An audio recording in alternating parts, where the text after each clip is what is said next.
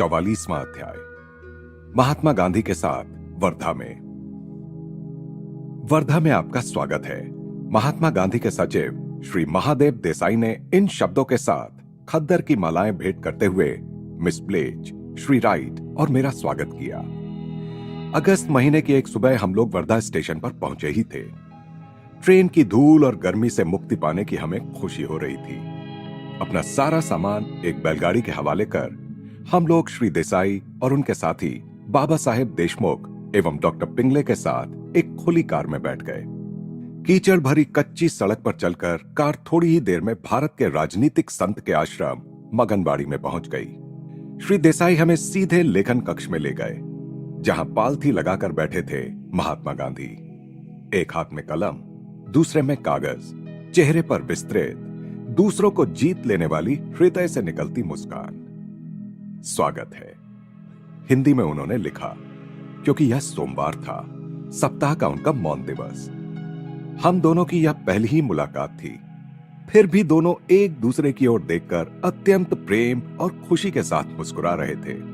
1925 में महात्मा गांधी ने रांची के मेरे विद्यालय में पधारकर उसे सम्मानित किया था और वहां की अतिथि पुस्तिका में प्रशंसा के शब्द लिखे थे। मात्र 100 पाउंड वजन के इस क्षीणकाय संत के शरीर से शारीरिक, मानसिक तथा आध्यात्मिक स्वास्थ्य की आभा प्रकट हो रही थी। उनकी हल्की भूरी सी आंखों में बुद्धि, ईमानदारी और विवेक का तेज था। इस राजनीतिज्ञ ने हजारों कानूनी, सामाजिक और राजनीतिक लड़ाइयों में विजय पाई थी। महात्मा गांधी ने भारत की कोटि कोटि अशिक्षित जनता के हृदय में अपना जो अटल स्थान बनाया है, वैसा स्थान अपनी जनता के हृदयों में विश्व के किसी अन्य नेता ने नहीं बनाया। उनके विख्यात उपाधि महात्मा यानी महान आत्मा उनके प्रति जनता के सहज आदर एवं प्रेम की निशानी है। उनकी खातिर ही गांधी जी केवल धोती पहनकर रहते हैं, जबकि उनकी इस पोशाक पर सब तरफ व्यंग चित्र बनाए जाते हैं। यह पोशाक पददलित जनता के साथ उनकी एकात्मता का प्रतीक है, जो इससे अधिक कुछ पहन नहीं सकती। यहाँ के सब आश्रमवासी आपकी सेवा में उपस्थित हैं। आपको कोई भी काम पड़े तो कृपया इन्हें बुला लीजिएगा। श्री देसाई हमें लेखन कक्ष से अतिथि भवन की ओर ले जा ही रहे थे कि गांधी जी ने जल्दी जल्दी में लिखा यह पर्चा अपने स्वभावगत विनय के साथ मेरे हाथ में दे दिया।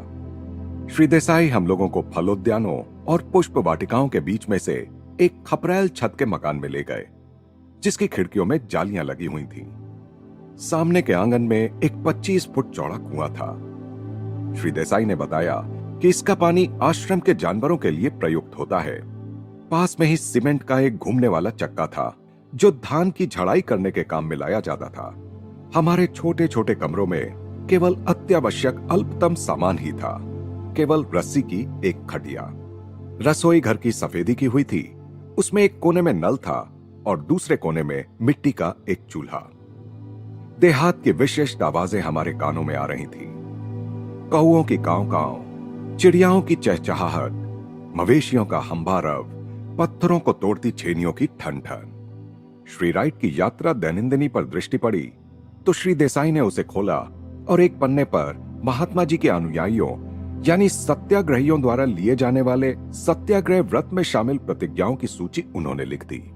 अहिंसा, सत्य, अस्तेय, ब्रह्मचर्य, अपरिग्रह, शारीरिक श्रम, स्वाद इंद्रिय पर नियंत्रण, निर्भयता, सर्वधर्म संभाव, स्वदेशी, अस्पृश्यता से मुक्ति। इन 11 प्रतिज्ञाओं का विनम्रता के साथ पालन किया जाना चाहिए। दूसरे दिन गांधी जी ने स्वयं इस पन्ने पर अपने हस्ताक्षर किए और तारीख भी डाल दी, 27 अगस्त 1935। हमारे आगमन के 2 घंटे बाद हम लोगों को भोजन के लिए बुलाया गया। महात्मा जी पहले से ही बरामदे में अपनी थाली के सामने बैठे हुए थे। यह बरामदा उनके लेखन कक्ष के सामने ही आंगन के इस पार था। लगभग 25 सत्याग्रही पीतल की थालियां और कटोरियां अपने अपने सामने लिए बैठे हुए थे।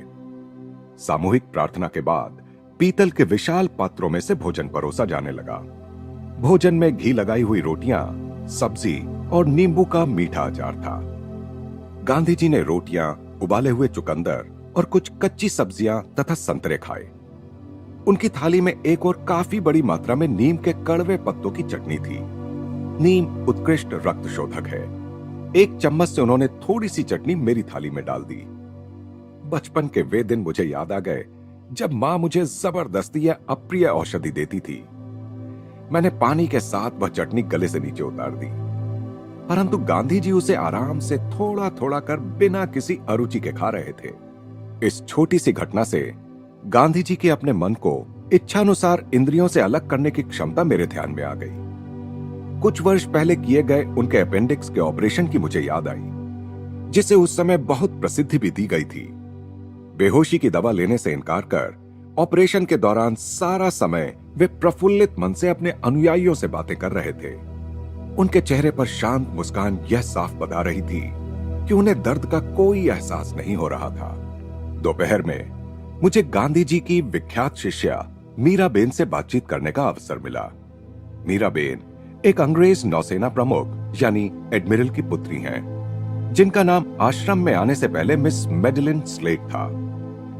अपने दैनिक कार्यक्रम का विशुद्ध हिंदी में विवरण सुनाते हुए मजबूत सलगता उनका शांत चेहरा उत्साह से खिल उठा। ग्रामोद्धार का कार्य बड़ा संतोषप्रद है।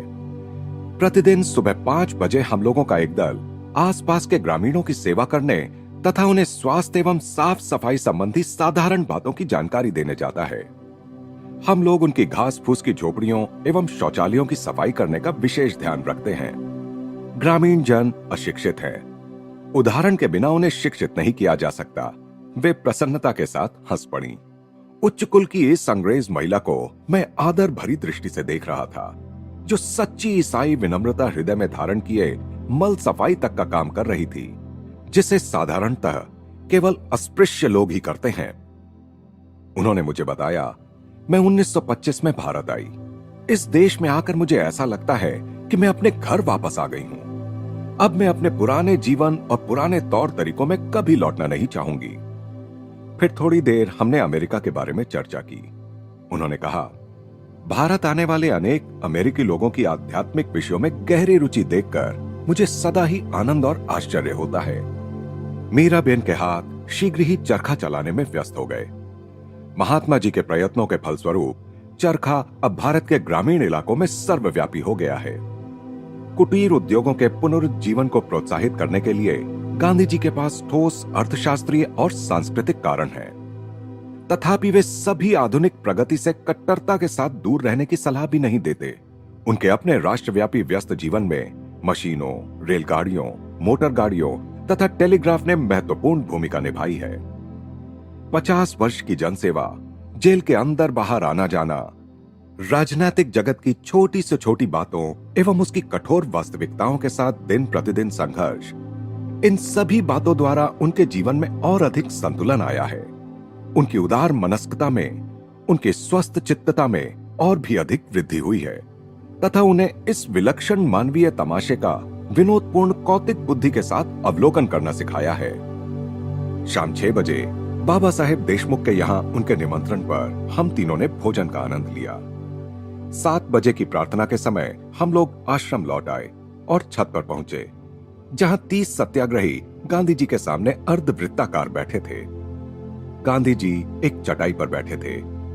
एक पुरानी जेब घड़ी उनके सामने खड़ी करके रखी हुई थी। अस्त होते सूर्य की अंतिम किरणें ताड़ और बरगद के वृक्षों पर पड़ रही थी। रात के अंधेरे की और झिंगुरों की गुनगुनाहट शुरू हो गई थी। वातावरण शांत गंभीर था। मैं मंत्रमुग्ध हो गया। श्री देसाई एक भजन गाने लगे और बाकी लोग उनका साथ देने लगे। इसके बाद गीता पाठ हुआ। गांधी जी ने समापन प्रार्थना करने के लिए मुझे संकेत किया। वहां भाव और अभिलाषा का कैसा दिव्य संयोग था। यह एक अविस्मरणीय स्मृति बनकर रह गई। वर्धा में छत पर तारों के नीचे ध्यान। समय की पाबंदी का पालन करते हुए ठीक 8 बजे गांधी जी ने अपना मौन भंग किया।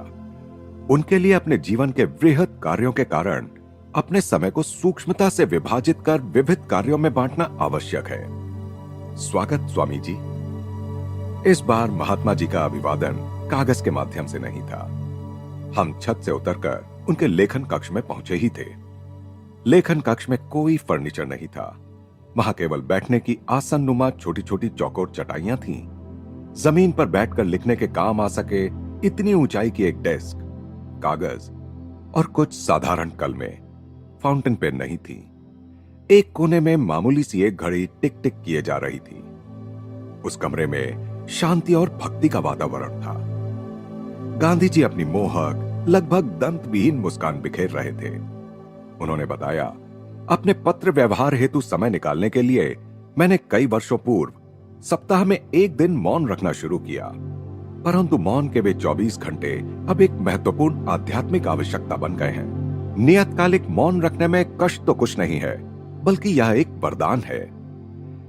मैं पूरे मन से उनसे सहमत हो गया। महात्मा जी ने मुझसे अमेरिका और यूरोप के विषय में प्रश्न किए। हमने भारत और विश्व की परिस्थितियों पर चर्चा की। कमरे में श्री देसाई के प्रवेश करते ही गांधी जी ने उनसे कहा, महादेव, कल रात टाउन हॉल में योग शास्त्र पर स्वामी जी के व्याख्यान की व्यवस्था करो। रात को जब मैं अपने कमरे में जाने के लिए उठा तो गांधी जी ने सिट्रोनेला ऑयल की एक शीशी मेरे हाथ में दे दी। वर्धा के मच्छर अहिंसा के बारे में कुछ नहीं जानते स्वामी जी, हंसते हुए उन्होंने कहा। दूसरे दिन सुबह जल्दी ही दूध में गुड़ के साथ बनाए हुए दलिये का नाश्ता हम लोगों ने किया। 10:30 बजे गांधी जी और सत्याग्रहियों के साथ भोजन करने के लिए हमें बुलाया गया। आज भोजन में हाथ से कूटे हुए चावल का भात, सब्जी और इलायची के दाने थे। मैं दोपहर को आश्रम में टहलने निकला और घूमते घूमते चराई के एक मैदान में जा पहुंचा, जहां कुछ गायें शांतिपूर्वक चर रही थीं। गोरक्षण का गांधी जी के हृदय में अत्यंत विशेष स्थान था।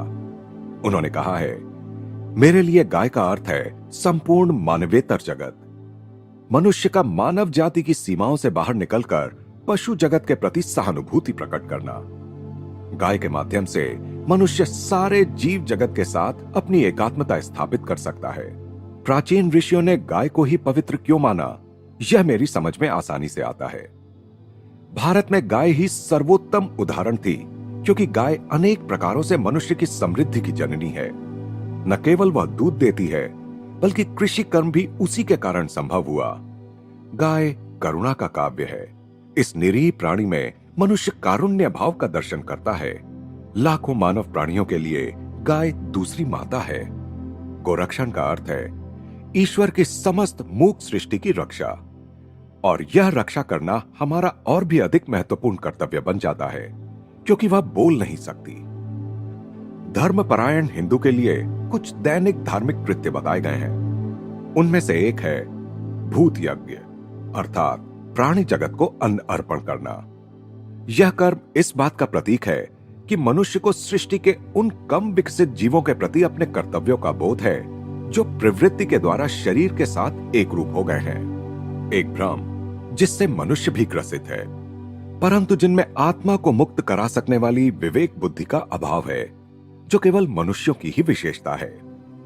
इस प्रकार भूत यज्ञ निर्बलों की सहायता के लिए मनुष्य की तत्परता को सुदृढ़ बनाता है, जैसे मनुष्य भी बदले में उच्चतर अदृश्य जीवों से असंख्य प्रकार से सहायता पाता है।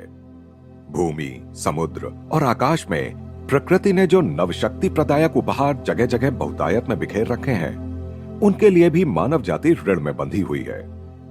प्रकृति, प्राणी जगत, मानव तथा सूक्ष्म जगत के देवताओं के बीच क्रम विकास की भिन्न भिन्न अवस्थाओं के कारण परस्पर संपर्क में जो बाधाएं हैं, उन्हें मूक प्रेम के दैनिक यज्ञों यानी कर्मों के द्वारा ही पार किया जा सकता है, जो प्रतिदिन करने चाहिए।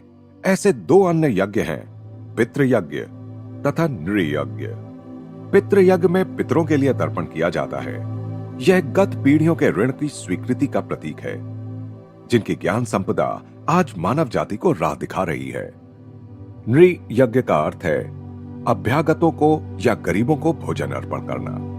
यह मनुष्य के समकालीन दायित्वों का, अर्थात उसके साथ संसार में जी रहे जीवों के प्रति कर्तव्यों का प्रतीक है। दोपहर में गांधी जी द्वारा छोटी छोटी बच्चियों के लिए चलाए जा रहे आश्रम को भेंट देकर मैंने अपना नृयज्ञ पूरा किया। कार से 10 मिनट के इस रास्ते पर श्री राइट भी मेरे साथ आए थे। रंग बिरंगी साड़ियां पहने वे बालिकाएं ऐसी लग रही थीं मानो लंबे लंबे डंठलों पर छोटे छोटे फूल लगे हों। बाहर खुले मैदान में ही मैंने हिंदी में छोटा सा भाषण दिया। भाषण खत्म होते होते बादलों ने अचानक पानी बरसाना शुरू कर दिया। हंसते हुए श्री राइट और मैं कार में घुस गए और घनी बारिश में मगनबाड़ी की ओर तेजी से बढ़ चले। उष्ण प्रदेश में वर्षा भी कितनी घनी और तीव्रता के साथ होती है। अतिथि भवन में पुनः प्रवेश करते हुए मैं यहाँ हर तरफ दिखाई देने वाली नितांत सादगी और त्याग की निशानियों को देखकर फिर एक बार प्रभावित हो उठा। गांधी जी ने अपने वैवाहिक जीवन के काफी प्रारंभ में ही अपरिग्रह व्रत ले लिया था। वार्षिक 60,000 रुपए से भी अधिक आय देने वाली वकालत छोड़कर उन्होंने अपनी सारी संपत्ति गरीबों में बांट दी। श्री युक्तेश्वर जी संसार त्याग की सामान्यतः देखने में आने वाली अल्प धारणाओं पर कभी कभी व्यंग्य किया करते थे। वे कहते, भिखारी संपत्ति का त्याग नहीं कर सकता। यदि कोई मनुष्य विलाप करता है कि मेरा धंधा डूब गया, पत्नी मुझे छोड़कर चली गई, अब मैं संसार त्याग कर आश्रम में चला जाता हूं, तो किस संसार त्याग की वह बात कर रहा है? उसने किसी संपत्ति या प्रेम का त्याग नहीं किया, संपत्ति और प्रेम ने उसका त्याग कर दिया। दूसरी ओर गांधी जी जैसे संतों ने केवल भौतिक संपत्तियों का ही प्रत्यक्ष त्याग नहीं किया, बल्कि उससे भी कठिन निजी लक्ष्य प्राप्ति और स्वार्थी उद्देश्यों का भी त्याग कर दिया और अपने अस्तित्व के गहनतम हिस्सों को भी सारी मानव जाति को एक ही धारा मानकर उसमें विलीन कर दिया। महात्मा जी की असाधारण धर्मपत्नी कस्तूरबा ने कोई आपत्ति प्रकट नहीं की कि उन्होंने उनके लिए या उनके बच्चों के लिए कुछ बचाकर नहीं रखा। गांधी जी का विवाह किशोरावस्था में ही हो गया था। 4 पुत्रों को जन्म देने के बाद उन्होंने और उनकी धर्मपत्नी ने ब्रह्मचर्य का व्रत ले लिया। उनके सहजीवन के प्रखर नाटक की शांत नायिका के रूप में कस्तूरबा अपने पति के साथ कारावास भी गईं। 3-3 सप्ताहों के अनशनों में पति के साथ स्वयं भी उपवास करती रहीं और पति की अनंत जिम्मेदारियों में अपने हिस्से की जिम्मेदारियां संभालती रहीं। गांधी जी के प्रति उन्होंने अपनी श्रद्धा इन शब्दों में व्यक्त की है, मैं आपकी आभारी हूं कि आपकी जीवन संगनी एवं सहधर्मिणी बनने का सौभाग्य मुझे प्राप्त हुआ। मैं आपकी आभारी हूं संसार में सर्वश्रेष्ठ विवाह बंधन के लिए, जो विषय भोग पर नहीं बल्कि ब्रह्मचर्य पर आधारित है। मैं आपकी आभारी हूं कि आप उन पतियों में से एक नहीं बने जो जुआ, घुड़दौड़, सुरा, सुंदरी और गाने बजाने में अपना समय नष्ट कर देते हैं और अपनी पत्नी एवं बच्चों से इस प्रकार ऊब जाते हैं जैसे कोई बच्चा अपने खिलौनों से जल्दी ही ऊब जाता है। मैं अत्यंत कृतज्ञ हूं कि आप वैसे पतियों में नहीं हैं जो दूसरों के परिश्रम के बल पर उनका शोषण कर धनवान बनने में अपना समय लगा देते हैं। मैं नितांत कृतज्ञ हूं कि आपने रिश्वत से अधिक महत्व ईश्वर और देश को दिया, कि अपनी धारणाओं के अनुसार अपना जीवन जीने का साहस आप में था, कि ईश्वर में आपका पूर्ण विश्वास था। असीम कृतज्ञ हूं मैं ऐसे पति को पाकर जिसने ईश्वर और अपने देश को मुझसे अधिक महत्व दिया। मेरे और मेरी युवावस्था की त्रुटियों के प्रति आपने जब समृद्धि का जीवन त्याग कर अपरिग्रह के जीवन को अपनाया, तब मैंने आपका जो विरोध किया और विद्रोह पर उतर आई, उस सब के प्रति आपने जो सहनशीलता का रुख अपनाया, उसके लिए मैं आपकी आभारी हूं। बचपन में मैं आपके माता पिता के घर में रही। आपकी मां बहुत अच्छी और महान महिला थी। उन्होंने मुझे बहादुर और साहसी पत्नी बनना सिखाया और यह भी सिखाया कि मैं उनके पुत्र अर्थात अपने भावी पति के प्रेम और आदर की पात्र कैसे बन सकती हूं। जब वर्ष पर वर्ष बीतते गए और आप भारत के सबसे प्रिय नेता बन गए, तब सफलता की सीढ़ी चढ़ने वाले पुरुष की पत्नी के मन में उठने वाला वह भय मेरे मन में कभी नहीं उठा कि मैं एक ओर फेंक दी जाऊंगी, जैसा कि अन्य देशों में प्रायः होता है। मैं जानती थी कि जब मृत्यु आएगी तब भी हम पति पत्नी ही होंगे। अनेक वर्षों तक कस्तूरबा उन जन निधियों के कोषपाल का काम करती थीं, जिन्हें महात्मा जी ने लाखों में जमा किया था। भारत के घरों में बड़ी मजेदार कहानियां बताई जाती हैं कि गांधी जी की सभाओं में महिलाओं के आभूषण पहनकर जाने को लेकर पति लोग बहुत चिंतित रहते हैं, क्योंकि पददलितों की वकालत करने वाली गांधी जी की जादुई वाड़ी सोने के कंगनों और हीरे के हारों पर अपना जादू चलाकर उन्हें अपने आप हाथों और कंठों से निकालकर दान पात्र में जमा करवा देती है। एक दिन जन निधि कोषपाल कस्तूरबा 4 रुपए के खर्च का हिसाब नहीं दे सकी। गांधी जी ने आय व्यय विवरण प्रकाशित कर दिया, जिसमें उन्होंने अपनी पत्नी की 4 रुपए की विसंगति को निष्ठुरतापूर्वक स्पष्ट दर्शाया। अमेरिका में अपने शिक्षा वर्गों में यह कहानी मैं प्रायः सुनाया करता था। एक दिन हॉल में उपस्थित एक महिला क्रोध से भड़क उठी। महात्मा हो या कोई और, यदि वे मेरे पति होते तो इस तरह के अनावश्यक सार्वजनिक अपमान के लिए ऐसी खबर लेती कि उन्हें छठी का दूध याद आ जाता। थोड़ी देर तक हम दोनों के बीच अमेरिकी पत्नियों और भारतीय पत्नियों के विषय में हास्य विनोद भरा वाक युद्ध चलता रहा। तत्पश्चात मैंने पूरी तरह से बात समझाई। मैंने कहा, कस्तूरबा महात्मा गांधी को अपना पति नहीं बल्कि अपना गुरु मानती हैं, जिसे छोटी सी भूल के लिए भी कड़ी फटकार लगाने का अधिकार होता है। कस्तूरबा को इस तरह सार्वजनिक फटकार लगाने के कुछ समय बाद गांधी जी को एक राजनैतिक आरोप में कारावास की सजा हो गई। जब वे शांत भाव से अपनी पत्नी से विदा ले रहे थे, तब वे उनके पैरों में गिर पड़ी और विनम्रता के साथ हाथ जोड़कर बोली, गुरुदेव, यदि मैंने आपका मन दुखाया है तो मुझे क्षमा कीजिए। उस दिन दोपहर को 3 बजे मैं पूर्व निर्धारित कार्यक्रम के अनुसार उस संत के लेखन कक्ष में उनसे मिलने जा पहुंचा, जिसने अपनी पत्नी को भी अपनी एकनिष्ठ शिष्या बना दिया था। दुर्लभ चमत्कार। गांधी जी ने सिर उठाकर अपनी अविस्मरणीय मुस्कान के साथ मेरी ओर देखा।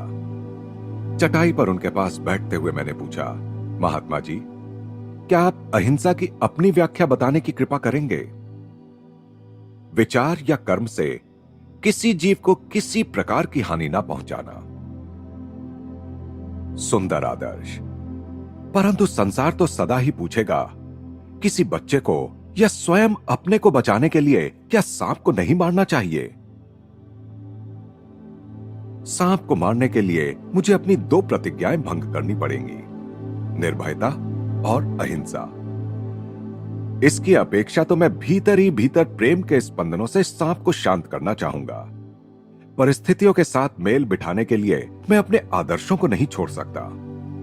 और इसके बाद अपनी मोहक स्पष्टवादिता के साथ उन्होंने आगे कहा, यह तो मुझे मानना ही पड़ेगा कि इस समय यदि कोई सांप मेरे सामने होता तो मैं यह बातचीत भी इतने शांत मन से नहीं कर पाता। उनकी डेस्क पर आहार के संबंध में पाश्चात्य लेखकों द्वारा लिखित कई आधुनिक पुस्तकें देखकर मैंने कुछ विचार प्रकट किए। उन्होंने हंसते हुए कहा, हां, अन्य सब क्षेत्रों की तरह ही सत्याग्रह में भी आहार का बड़ा महत्व है। मैं सत्याग्रहियों के लिए पूर्ण ब्रह्मचर्य पर जोर देता हूं। अतः मैं सदा ही ब्रह्मचर्य पालन के लिए अनुकूल आहार ढूंढने की चेष्टा करता रहता हूं। काम वासना पर विजय प्राप्त करने के लिए पहले रसना पर विजय प्राप्त करना आवश्यक है। उपवास करते जाना या अर्ध निराहार रहना या असंतुलित आहार लेना इसका उत्तर नहीं है। भोजन की आंतरिक लालसा पर विजय प्राप्त कर लेने के बाद सत्याग्रही को चाहिए कि वह विटामिन, खनिज तत्व, कैलोरी आदि सब आवश्यक तत्वों से युक्त संतुलित शाकाहारी भोजन ले। आहार के संबंध में आंतरिक और बाह्य विवेक से सत्याग्रही का वीर्य सारे शरीर के लिए ओज में परिणत हो जाता है। महात्मा जी ने और मैंने मांसाहार का विकल्प बन सकने वाले शाकाहारी पदार्थों के बारे में अपनी अपनी जानकारी प्रस्तुत की। मैंने कहा, एवोकेडो बहुत अच्छा होता है। कैलिफोर्निया में मेरे सेंटर के पास एवोकेडो के अनेक वृक्ष कुंज हैं। गांधी जी का चेहरा उत्सुकता से खिल उठा। वर्धा में एवोकेडो हो सकेंगे? खाने की नई चीज से सत्याग्रहियों को भी खुशी होगी। मैं लॉस एंजलिस से एवोकेडो के कुछ पौधे वर्धा भेजने की याद रखूंगा। अंडे में भी प्रोटीन उच्च मात्रा में होता है। क्या सत्याग्रहियों के लिए अंडे वर्जित हैं? बांझ अंडे वर्जित नहीं हैं। कुछ याद आकर महात्मा जी हंस पड़े। फिर भी कई वर्षों तक मैं किसी को उनका उपयोग नहीं करने देता था। मैं स्वयं तो अभी भी नहीं खाता हूं। एक बार मेरी एक पुत्रवधू पोषक तत्वों की कमी के कारण मरणासन्न हो गई थी। उसके डॉक्टर उसे अंडा खिलाने पर जोर दे रहे थे। मैं मान नहीं रहा था। मैंने अंडे के बदले दूसरा कुछ सुझाने का डॉक्टर से अनुरोध किया। डॉक्टर ने कहा, गांधी जी, बांझ अंडे में जीव नहीं होता, इसलिए जीव हत्या का भी कोई प्रश्न नहीं उठता। तब मैंने अपनी पुत्रवधू को अंडे खिलाने की अनुमति खुशी से दे दी। वह जल्दी ही ठीक हो गई। पिछली रात को गांधी जी ने लाहिड़ी महाशय के क्रिया योग की दीक्षा लेने की इच्छा प्रकट की थी। महात्मा जी की खुली मनोवृत्ति और जिज्ञासा देखकर मैं अभिभूत हो गया। अपनी ईश्वर आराधना में वे बच्चों के समान हैं और उस विशुद्ध ग्रहणशीलता को प्रकट करते हैं जिसकी बच्चों में प्रशंसा करते हुए ईसा मसीह ने कहा था, स्वर्ग का राज्य ऐसों का ही है। क्रिया का उपदेश देने के लिए मैंने जो समय निर्धारित किया था वह आ गया। अब श्री देसाई तथा डॉक्टर पिंगले सहित क्रिया प्रविधि जानने की इच्छा रखने वाले कुछ अन्य सत्याग्रही भी कमरे में दाखिल हो गए। मैंने पहले उन सबको योगदा के शारीरिक व्यायाम सिखाए। इसमें मानसिक रूप से शरीर को 20 भागों में विभाजित देखा जाता है और फिर अपनी इच्छा शक्ति से एक एक करके इस प्रत्येक भाग में शक्ति संचार कराया जाता है। शीघ्र ही वहां उपस्थित प्रत्येक व्यक्ति मेरे सामने मानव मोटर की तरह स्पंदित होने लगा। गांधी जी के शरीर के लगभग सदा ही दृष्टि के सामने खुले रहने वाले 20 भागों में शक्ति की लहरों को देखना आसान था। वे बहुत दुबले पतले तो हैं, परंतु इतने भी नहीं कि देखने में अच्छे न लगे। उनकी त्वचा चिकनी है और उस पर कोई झुर्रियां नहीं पड़ी हैं। बाद में मैंने उन सबको क्रिया योग की मुक्तिदायिनी प्रविधि की दीक्षा दी। गांधी जी ने विश्व के सारे धर्मों का श्रद्धा भाव के साथ अध्ययन किया है। जैन शास्त्र, बाइबल का न्यू टेस्टामेंट और टॉल्स्टॉय का समाज शास्त्रीय साहित्य गांधी जी के अहिंसा सिद्धांत के मुख्य प्रेरणा स्रोत है। उन्होंने अपने विश्वास के बारे में इस प्रकार लिखा है, मैं बाइबल, कुरान और ज़ेंड अवस्था को वेदों के समान ही ईश्वर प्रेरित मानता हूं। मैं गुरु परंपरा में विश्वास करता हूं, परंतु इस युग में लाखों लोगों को गुरु के बिना ही काम चलाना पड़ेगा, क्योंकि किसी एक व्यक्ति में परिपूर्ण पवित्रता और परिपूर्ण ज्ञान का संयोग मिलना दुर्लभ है। परंतु मनुष्य को यह सोचकर निराश होने की आवश्यकता नहीं कि वह अपने धर्म के सत्य को कभी जान नहीं पाएगा, क्योंकि हिंदू धर्म के और सभी महान धर्मों के मूल सिद्धांत अपरिवर्तनीय और सहज समझने योग्य हैं। प्रत्येक हिंदू की भांति मैं भी ईश्वर और उसके एकत्व में, पुनर्जन्म और मुक्ति में विश्वास करता हूं। अपनी पत्नी के प्रति अपनी भावना के समान ही हिंदुत्व के प्रति अपनी भावना का भी मैं वर्णन नहीं कर सकता।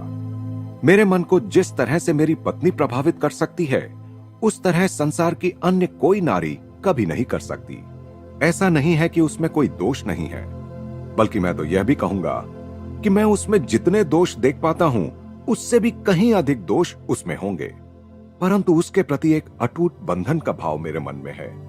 हिंदुत्व के प्रति और हिंदुत्व के बारे में भी ऐसा ही भाव मेरे मन में है। उसमें चाहे कितने ही दोष हों और कितनी ही त्रुटियां हों। गीता पाठ के या तुलसी रामायण के संगीत जैसा आनंद मुझे और किसी भी बात में नहीं मिलता। जब जब मुझे ऐसा लगा कि मैं अपनी अंतिम श्वास ले रहा हूं, तब गीता ही मेरा आधार थी। हिंदू धर्म अनन्य मार्गी धर्म नहीं है। इसमें संसार के सभी प्रेरित पैगंबरों और संत महात्माओं की पूजा के लिए जगह है। सामान्य अर्थ में यह मिशनरी धर्म नहीं है। बेशक इसने अनेकानेक जनजाति, वंश, कुल अपने में समा लिए हैं, परंतु यह समाने की प्रक्रिया क्रम विकास की प्रक्रिया के अंतर्गत अनजाने में संपन्न हुई। हिंदू धर्म शिक्षा देता है कि प्रत्येक मनुष्य को अपने पद या अपने धर्म के अनुसार ईश्वर की आराधना करनी चाहिए, और इसलिए किसी धर्म के साथ उसका कोई विरोध नहीं है। ईसा मसीह के बारे में गांधी जी ने लिखा है, मुझे दृढ़ विश्वास है कि यदि आज वे इस संसार में लोगों के बीच जी रहे होते, तो उन अनेक लोगों के जीवन को अपने आशीर्वाद से धन्य करते जिन्होंने शायद उनका नाम भी कभी सुना ना हो। जैसा कि लिखा ही गया है, वह प्रत्येक मनुष्य नहीं जो मुझे प्रभु प्रभु कहता है, परंतु वह जो मेरे परमपिता की इच्छा का पालन करता है। स्वयं अपने जीवन के दृष्टांत से ईसा ने मानव जाति को वह उच्च उद्देश्य और एकमात्र लक्ष्य दिखाया है जिसे प्राप्त करने का हम सबको प्रयास करना चाहिए। मेरा यह विश्वास है कि वे केवल ईसाइयों के नहीं, बल्कि पूरे संसार के, सब देशों के और सब जातियों के हैं। वर्धा में हमारे अंतिम दिन की शाम को श्री देसाई द्वारा टाउन हॉल में आयोजित सभा में मैंने व्याख्यान दिया। योग पर व्याख्यान सुनने के लिए आए लगभग 400 लोगों से हॉल खचाखच भर गया। यहां तक कि लोगों को खिड़कियों में भी बैठना पड़ा। मैं पहले हिंदी में बोला, फिर अंग्रेजी में। हम लोग व्याख्यान समाप्त कर आश्रम में लौट आए और अपने कमरों की तरफ जा रहे थे, तो देखा कि गांधी जी शांति में और अपने पत्र व्यवहार में मग्न बैठे हैं। सुबह 5 बजे जब मैं उठा, तो अभी रात का अंधेरा छाया हुआ था। ग्रामीण जीवन में धीरे धीरे जागृति आ रही थी। सबसे पहले आश्रम के प्रवेश द्वार के सामने से एक बैलगाड़ी गई, फिर एक किसान सिर पर भारी बोझ संभालते हुए गुजरा। सुबह के नाश्ते के बाद गांधी जी से विदा लेने और उन्हें प्रणाम करने के लिए हम तीनों उनके पास गए। महात्मा जी अपनी प्रातःकालीन प्रार्थना के लिए सुबह 4 बजे ही उठ जाते हैं। महात्मा जी, अब हम चलते हैं। मैंने उनके चरणों का स्पर्श किया। आपके हाथ में भारत सुरक्षित है। वर्धा में वह सुखद समय बिताए बरसों बीत गए हैं। जल, थल, आकाश में युद्धरत विश्व में अंधकार छा गया है। महान नेताओं में अकेले गांधी जी ने ही सशस्त्र शक्ति के स्थान पर व्यावहारिक अहिंसा का विकल्प प्रस्तुत किया है। शिकायतों को और अन्यायों को दूर करने के लिए महात्मा जी ने अहिंसा के उपायों का अवलंबन किया है और बार बार उन उपायों ने अपनी प्रभावकारिता सिद्ध की है। गांधी जी अपने सिद्धांत को इन शब्दों में प्रकट करते हैं। मैंने देखा है कि विध्वंस और विनाश के बीच भी जीवन चलता रहता है, इसलिए विनाश से भी बड़ा कोई नियम अवश्य है। केवल उसी नियम के अंतर्गत किसी सुव्यवस्थित समाज का अस्तित्व संभव हो सकता है और जीवन जीने योग्य बन सकता है। यदि वही जीवन का नियम है तो हमें दैनिक जीवन में उसका पालन करना चाहिए। जहां भी युद्ध हो, जहां भी किसी विरोधी से हमारा सामना हो, हमें प्रेम से ही विजय प्राप्त करनी चाहिए। मैंने देखा है कि प्रेम के अचूक नियम ने मेरे जीवन में ऐसे समाधान दिए हैं जो विनाश के नियम ने कभी नहीं दिए। जितने बड़े पैमाने पर इस नियम की कार्यरतता का प्रत्यक्ष उदाहरण देखना संभव हो सकता है, उतने बड़े पैमाने पर हमने यह उदाहरण भारत में प्रत्यक्ष देखा है।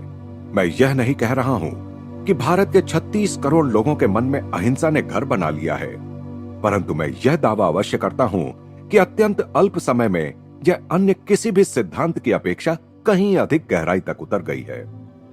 अहिंसा की मानसिक अवस्था प्राप्त करने के लिए अत्यंत कष्टप्रद साधना की आवश्यकता होती है। उसके लिए सैनिक के जीवन की भांति कठोर अनुशासनबद्ध जीवन की आवश्यकता होती है। इसकी पूर्णावस्था तभी आती है जब मन, शरीर एवं वाणी में पूर्ण समन्वय स्थापित हो जाए। यदि हम सत्य और अहिंसा के नियम को अपने जीवन का नियम बनाने की ठान लें, तो प्रत्येक समस्या अपना समाधान स्वयं प्रस्तुत कर देगी। विश्व का राजनीतिक घटनाक्रम इस सत्य की ओर कटु संकेत कर रहा है कि आध्यात्मिक दृष्टि के बिना मनुष्य का विनाश सुनिश्चित है।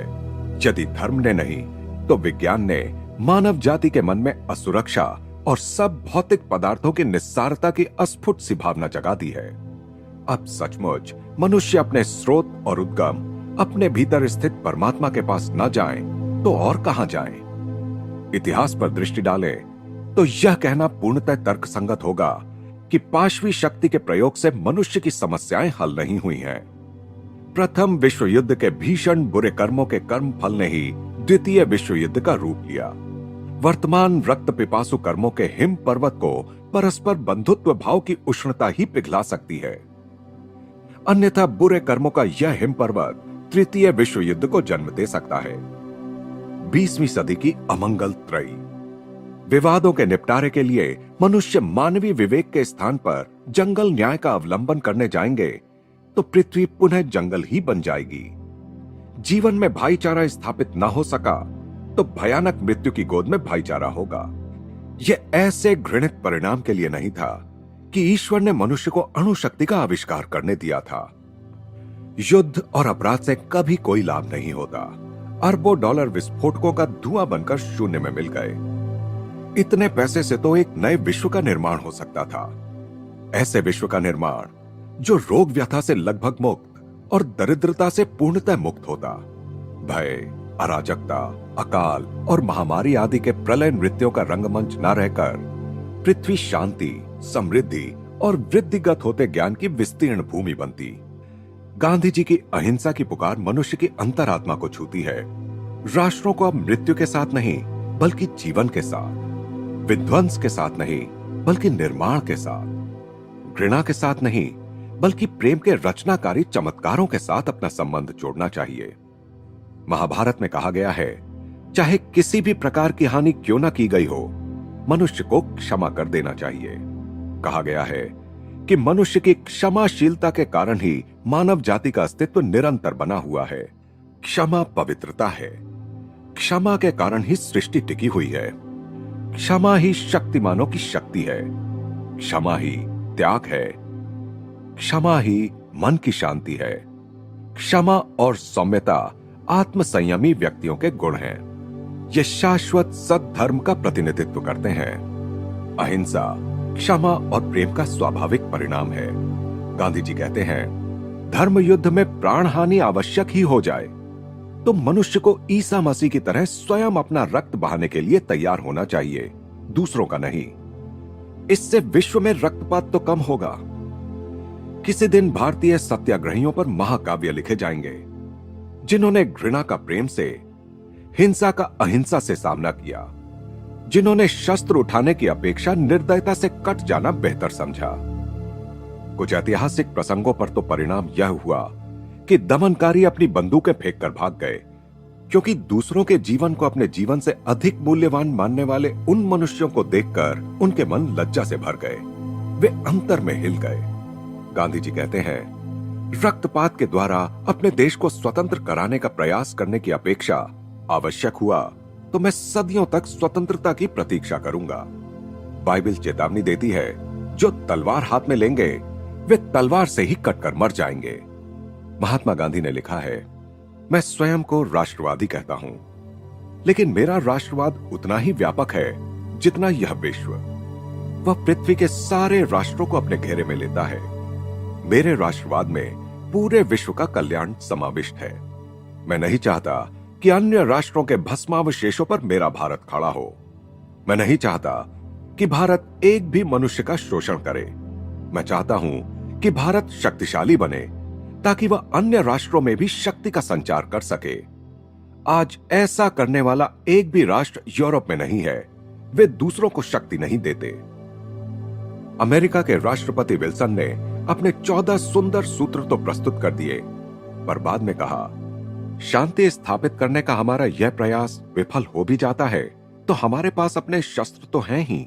मैं इस स्थिति को उलट देना चाहता हूं और यह कहना चाहता हूं, हमारे शस्त्र तो विफल हो ही चुके हैं।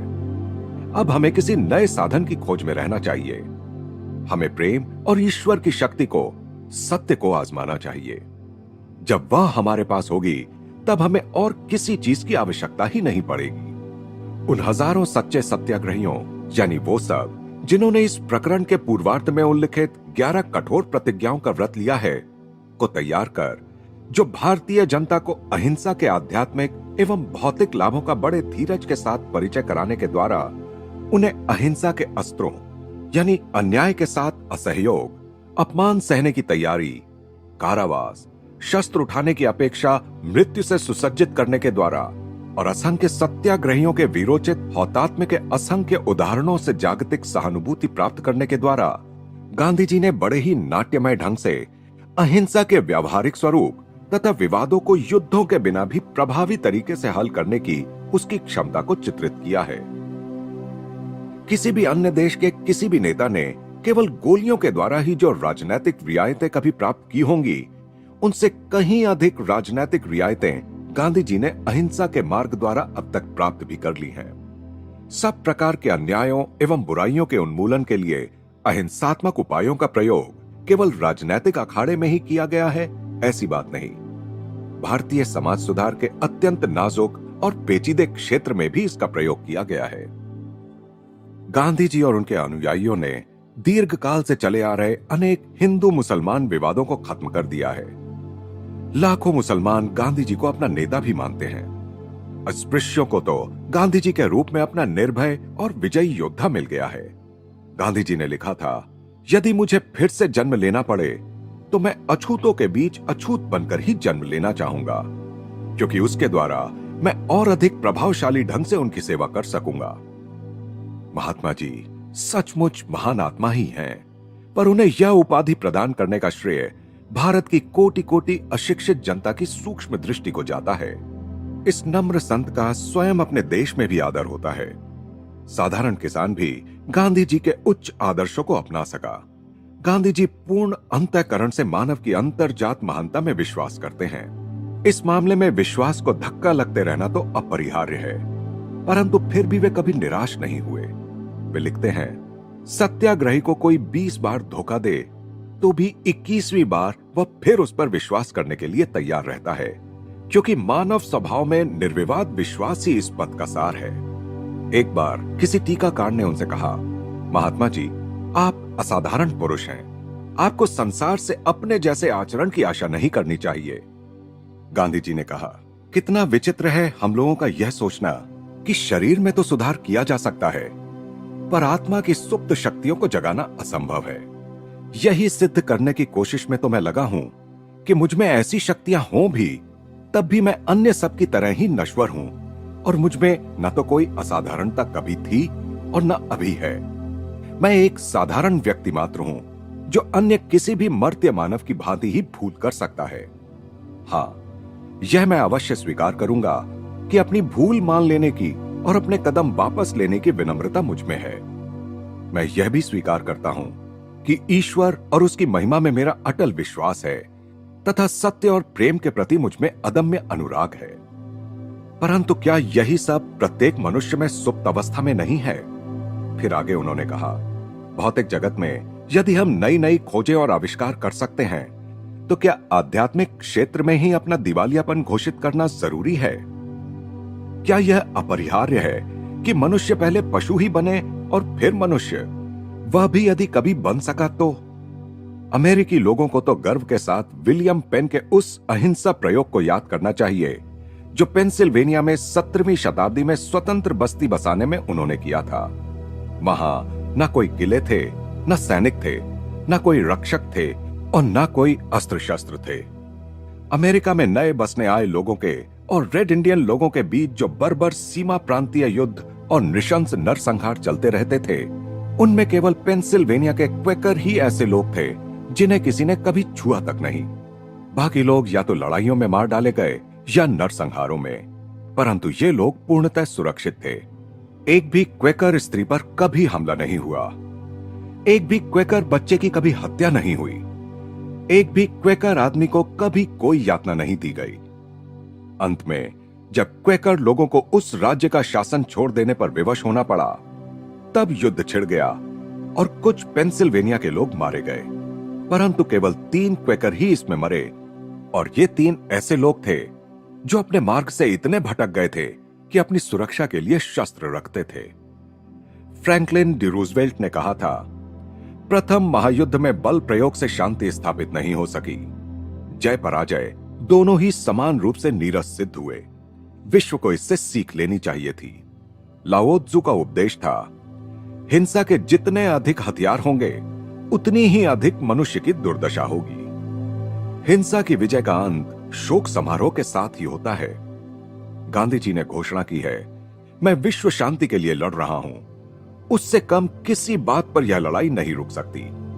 यदि भारतीय आंदोलन अहिंसक सत्याग्रह के आधार पर सफल हुआ, तो देश प्रेम को एक नया अर्थ प्राप्त होगा, और यदि छोटे मुंह बड़ी बात कहूं, तो स्वयं जीवन को ही एक नया अर्थ मिल जाएगा। इससे पहले कि पाश्चात्य जगत गांधी जी के कार्यक्रम को एक अव्यावहारिक स्वप्न दृष्टा का कार्यक्रम मानकर उसकी उपेक्षा करे, उसे गैलीली के प्रभु की सत्याग्रह की व्याख्या पर विचार करना चाहिए। तुमने सुना है कि यह कहा जाता है कि आंख के बदले आंख और दांत के बदले दांत, पर मैं तुमसे कहता हूं कि तुम दुष्टता का दुष्टता से प्रतिकार मत करो, बल्कि कोई तुम्हारे दाहिने गाल पर तमाचा मारे तो तुम अपना दूसरा गाल भी उसके सामने कर दो। विधि योजना की सूक्ष्म अचूकता के अनुरूप ही गांधी युग एक ऐसी शताब्दी में प्रसरित हो चला है जो 2 विश्व युद्धों से ध्वस्त और बर्बाद हो चुकी है। गांधी जी के जीवन की प्रस्तर प्राचीर पर दिव्य लिखावट साफ झलक रही है, जो भाइयों के बीच फिर रक्तपात के विरुद्ध चेतावनी दे रही है।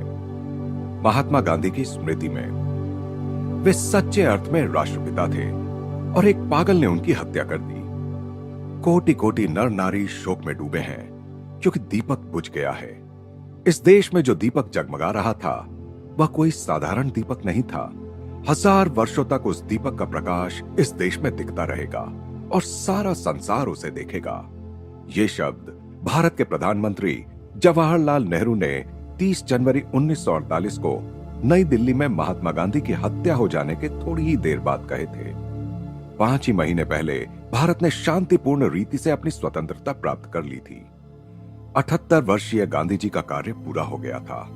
उन्हें अपना अंत निकट होने का आभास हो गया था। उस दुखद घटना के दिन प्रातः ही उन्होंने अपनी पोती से कहा था, आभा, सारे महत्वपूर्ण कागजों को आज मेरे पास ले आओ। मुझे आज ही उन सबका उत्तर देना पड़ेगा, कल शायद कभी ना आए। अपने लेखों में अनेक स्थानों पर गांधी जी ने अपनी अंतिम नियति के संकेत दे दिए थे। उपवास से क्षीण हुई काया में 3 गोलियां उतार दी गई थीं। धीरे धीरे भूमि पर ढहते हुए महात्मा जी ने हाथ ऊपर की ओर उठाए और अपनी ओर से क्षमा प्रदान कर दी। अपने जीवन के सभी क्षेत्रों में वे भोले कलाकार तो थे ही, मृत्यु के क्षणों में वे महानतम कलाकार बन गए। उनके निस्वार्थी जीवन के सारे त्यागों ने ही प्रेम की वह अंतिम अभिव्यक्ति संभव बना दी। गांधी जी को अपनी श्रद्धांजलि अर्पित करते हुए एल्बर्ट आइंस्टाइन ने लिखा, आने वाली पीढ़ियां शायद ही इस बात पर विश्वास कर पाएंगी कि इनके समान कोई पुरुष कभी इस धरती पर रक्त मांस के शरीर में चलता था। रोम में वेटिकन से अपने संदेश में पोप ने कहा, महात्मा गांधी की हत्या के कारण यहां भारी शोक छा गया है। हम गांधी को ईसाई मूल्यों का देवदूत मानते हैं। किसी विशिष्ट सत्कार्य को संपन्न करने के लिए इस पृथ्वी पर अवतरित होने वाले सभी महापुरुषों के जीवन के साथ कोई ना कोई सांकेतिक अर्थ जुड़ा रहता है। भारतीय एकता की खातिर नाट्यमय रीति से हुई गांधी जी की मृत्यु ने प्रत्येक महाद्वीप में आपसी फूट और कलहों से विदीर्ण हुए संसार को उनका संदेश और भी अधिक स्पष्ट कर सुनाया है। उन्होंने एक भविष्यवाणी के रूप में वह संदेश दिया है, मनुष्यों के बीच अहिंसा का पदार्पण हो गया है और अब यह यहीं रहेगी। यह विश्व शांति की अग्रदूत है। पुस्तक में इस अध्याय में महात्मा गांधी की हिंदी लिखावट दी गई है। महात्मा गांधी योगदा सत्संग ब्रह्मचर्य विद्यालय आए थे।